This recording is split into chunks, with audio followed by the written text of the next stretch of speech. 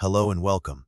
Today we'll be discussing cervical stenosis, a condition that affects the female reproductive system. We'll explore its causes, how it develops, the symptoms it presents, and the available treatment options. This information is for educational purposes only and doesn't substitute professional medical advice. Always consult with your doctor for any health concerns. Cervical stenosis at its core is a narrowing of the cervical canal. This narrowing can arise from a variety of factors.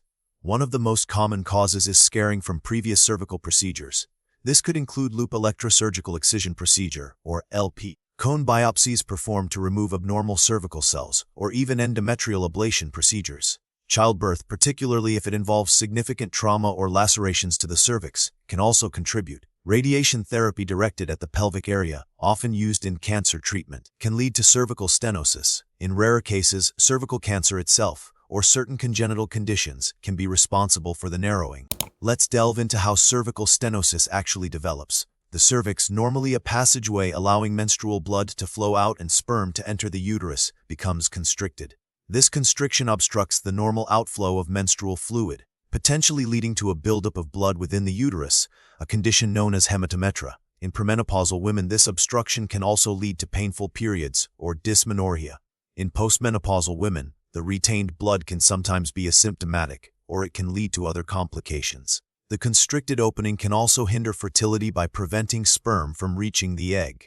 While precise figures are challenging to obtain, cervical stenosis isn't considered a highly common condition. Its prevalence varies depending on the population studied and the diagnostic criteria used.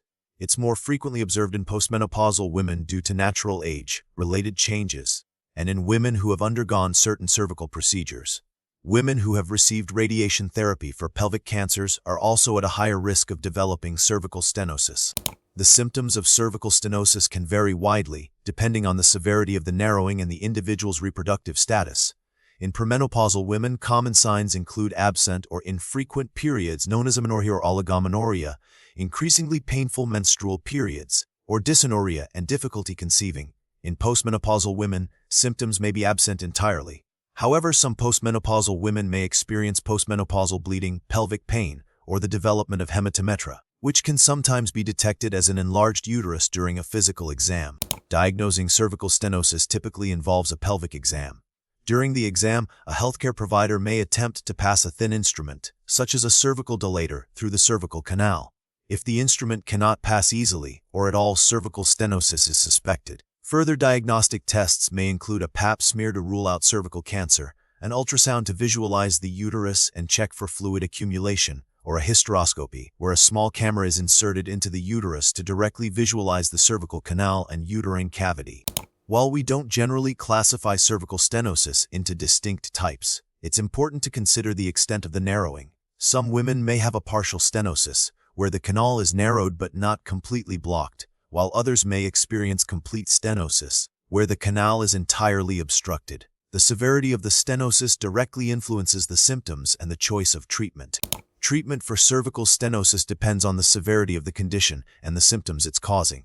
If the stenosis is mild and causing no symptoms, treatment may not be necessary. However, if symptoms are present, treatment options include cervical dilation, where the cervical canal is gradually widened using dilators. This can be performed in a doctor's office or clinic. In some cases, a stent, a small tube-like device, may be inserted into the cervical canal to keep it open. For more severe cases, surgery may be required to remove scar tissue or widen the cervical canal. In postmenopausal women with significant hematometra, a hysterectomy or removal of the uterus may be considered as a last resort. Preventing cervical stenosis entirely isn't always possible, especially when it's related to necessary medical procedures or radiation therapy. However, there are steps that can be taken to minimize the risk. Careful surgical technique during cervical procedures like LIP or cone biopsy is crucial. When radiation therapy is necessary, techniques to minimize radiation exposure to the cervix may be considered. Regular follow-up appointments after cervical procedures or radiation therapy can help detect early signs of stenosis.